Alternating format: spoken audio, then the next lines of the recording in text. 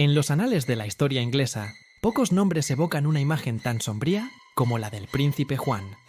No el héroe de leyenda, sino el hombre real. Un monarca cuya vida fue una tormenta de ambición, traición y un anhelo desesperado de poder. Su historia no es un cuento de hadas, es una advertencia, una crónica de cómo la corona puede corromper y el poder puede destruir. Imaginen la Inglaterra del siglo XII, una tierra de castillos imponentes y bosques oscuros, gobernada por la formidable dinastía Plantagenet. Juan nació como el último hijo del rey Enrique II y la poderosa Leonor de Aquitania.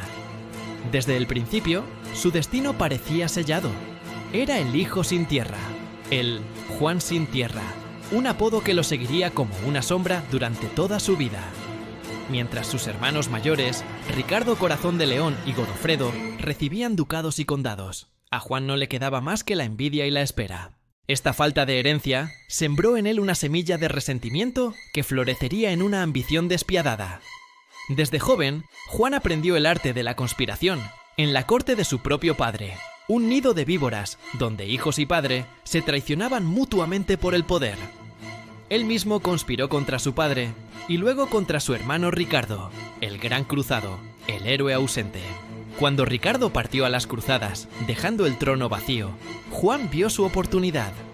Intentó usurpar la corona, tejiendo una red de alianzas con el rey de Francia y sembrando la discordia en Inglaterra. Sus planes fracasaron cuando Ricardo, contra todo pronóstico, regresó. Juan fue perdonado, pero la desconfianza quedó grabada para siempre. La relación entre los dos hermanos era un frágil equilibrio de perdón forzado y sospecha latente. La muerte de Ricardo en batalla finalmente le entregó a Juan lo que tanto había anhelado: la corona de Inglaterra. En el año 1199, Juan fue coronado rey. Pero ser rey es mucho más que llevar una corona. El reinado de Juan estuvo plagado de desastres, tanto en el campo de batalla como en su propio reino. Perdió vastos territorios en Francia, incluyendo la estratégica Normandía, el corazón del imperio de sus antepasados. Estas derrotas no solo humillaron a Inglaterra, sino que también vaciaron las arcas del reino. Para financiar sus guerras fallidas, Juan impuso impuestos exorbitantes a sus varones y a su pueblo. Su gobierno se volvió tiránico y arbitrario. Se decía que era cruel, vengativo y lujurioso. Las historias sobre sus excesos y su brutalidad se susurraban en los pasillos de los castillos y en las tabernas de las aldeas. Se hablaba de cómo encarcelaba a sus enemigos, de cómo se apoderaba de las esposas e hijas de los nobles, y de cómo su avaricia no conocía límites. Su reputación se oscurecía con cada decisión, con cada acto de opresión. La tensión entre el rey y sus varones llegó a un punto de ebullición. Cansados de su tiranía y de sus fracasos militares, los nobles más poderosos de Inglaterra se rebelaron. No querían derrocarlo, al menos no al principio.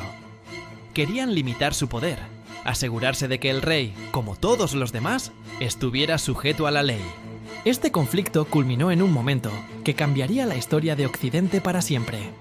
En el año 1215, en un prado junto al río Támesis llamado Runnymede, el rey Juan fue acorralado.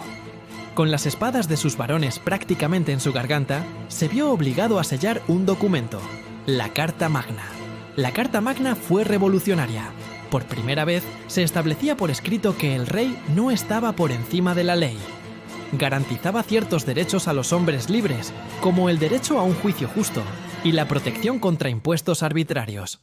Aunque en su momento fue un tratado de paz fallido, su espíritu perduró. Se convirtió en la piedra angular de la libertad y la democracia, un símbolo de la lucha contra el poder absoluto. Para Juan, sin embargo, la Carta Magna fue una humillación insoportable. Apenas la selló, la repudió, declarando que había sido firmada bajo coacción. La guerra civil estalló de nuevo, más brutal que antes. Juan luchó con una ferocidad desesperada para recuperar su autoridad, recorriendo el país, quemando y saqueando las tierras de sus enemigos. Fue durante esta campaña final que el destino le jugó su última y cruel pasada. Mientras cruzaba un estuario, su caravana, que incluía las joyas de la corona y todo su tesoro, fue engullida por la marea. lo perdió todo. Poco después, enfermo de disentería, agotado y derrotado, el rey Juan murió en el castillo de Newark. Su muerte fue tan caótica y sombría como su vida. Dejó un reino en guerra, un heredero de 9 años y un legado de tiranía y fracaso. Durante siglos, la historia, escrita en gran parte por sus enemigos, lo pintó como el peor rey de Inglaterra, un villano de opereta, el antagonista perfecto para la leyenda de Robin Hood. Pero la historia real es más compleja. Juan fue un hombre producto de su tiempo, un príncipe atrapado en una familia disfuncional y una época violenta.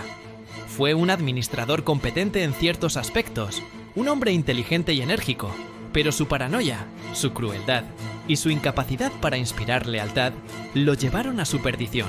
Su historia nos recuerda que el poder sin límites corrompe, que la tiranía engendra rebelión y que, a veces, de los momentos más oscuros, pueden nacer los principios más luminosos de la libertad. El legado del rey malo no es solo su tiranía, sino, irónicamente, el documento que nació de ella. La Carta Magna, un faro de esperanza que todavía ilumina nuestro mundo. La sombra de Juan sin tierra se extiende mucho más allá de su tumba, un recordatorio perpetuo de la frágil línea que separa al monarca del tirano. Gracias por acompañarme en este viaje a través de la oscura historia del príncipe Juan. Si te fascina la historia y sus personajes más complejos, no olvides suscribirte y activar las notificaciones para no perderte nuestros próximos videos. ¡Hasta la próxima!